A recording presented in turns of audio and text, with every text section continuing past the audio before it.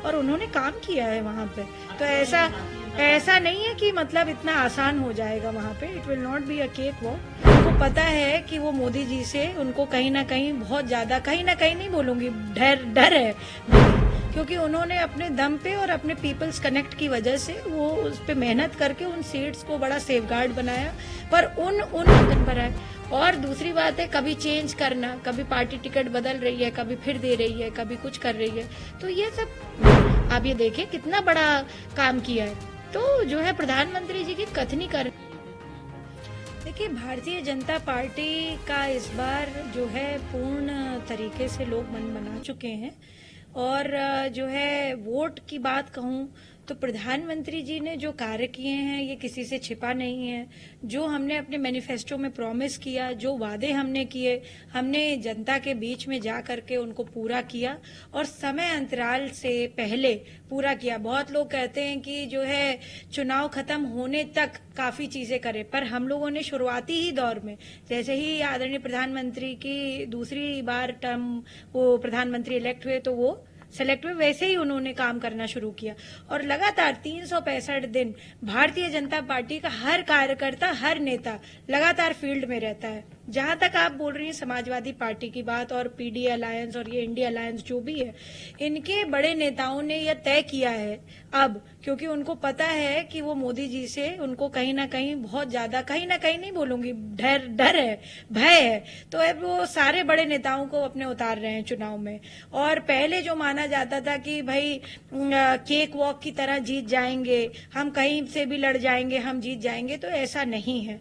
जबकि मैं तो ये कहूंगी कि आदरणीय नेताजी यानी मुलायम सिंह जी, जो मेरे ससुर भी हैं, उनकी वजह से जो है बहुत सारी सीट्स सेफ मानी गई, क्योंकि उन्होंने अपने दम पे और अपने पीपल्स कनेक्ट की वजह से वो उस पे मेहनत करके उन सीट्स को बड़ा सेफगार्ड बनाया। पर उन सीटों पर भी भारतीय जनता पार्टी ने अपने वर्चस्व स्थापित किया है। कमल का फूल उन सीटों पर भी खिला है।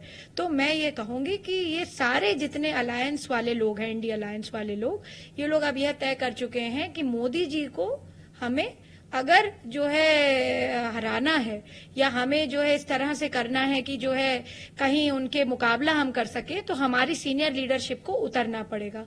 उस तहत जो है इन्होंने भी अपना नामांकन भरा है।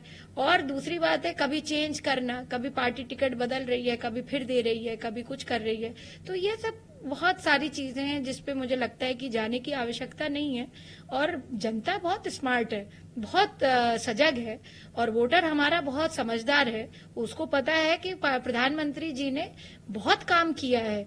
उज्ज्वला से लेकर के, इज्जत घर से लेकर के, लखपति दीदी योजना से लेकर के, और 370 हटाने से लेकर के 500 साल का जो लॉन्ग वेट था, राम मंदिर को स्थापित करके हमारे प्रभु को स्थापित कर दिया। हमारे यहाँ कल्चरल और रिलीजियस टूरिज्म को बढ़ावा दे दिया। कितने सारे मंदिरों में, और पूरे सिर्फ उत्तर प्रदेश की बात नहीं करूं, पूरे देश भर के मंदिरों में आप ये देखिए कितना बड़ा काम किया है।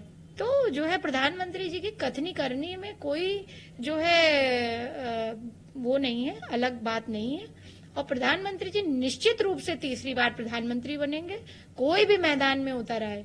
जो है मुझे पता है भारतीय जनता पार्टी अपनी पूर्ण बहुमत की सरकार बनाएगी और बनाने जा रही है। जी, तो एक बार फिर दोहराएंगे। देखिए नेताजी का अगर हम देखें, आदरणीय नेताजी का, तो उनकी भी इसी तरीके की पॉलिटिक्स रहती थी कि वो कभी जो है पहले जाते थे असेंबली के चुनाव में, उनको लगता था पार्टी का जो वर्चस्व है सपा का कम हो रहा है। और उस समय क्योंकि कांग्रेस बहुत ज्यादा वर्चस्व में थी, बीच में जो है बीजेपी भी काफी वर्चस्व में थी, तो उनको जब लगा कि पार्टी को उनकी जरूरत है, तब वो चुनावी मैदान में कूदे। उसी मुझे लगता है कि फादर्स फुटस्टेप्स में son is also following the same. तो भैया ने भी यही चीज करी है। पर मुझे पता है आदरणीय प्रधानमंत्री, हमारा विश्वास है, आदरणीय नरेंद्र मोदी जी हमारे और सभी मेरे जैसे भारतीयों के सबके विश्वास है, हमारे आशा के किरण है। और प्रधानमंत्री जी के खिलाफ कोई भी गठबंधन का व्यक्ति आ जाए, निश्चित रूप से प्रधानमंत्री को प्रधानमंत्री बनने से कोई नहीं रोक सकता।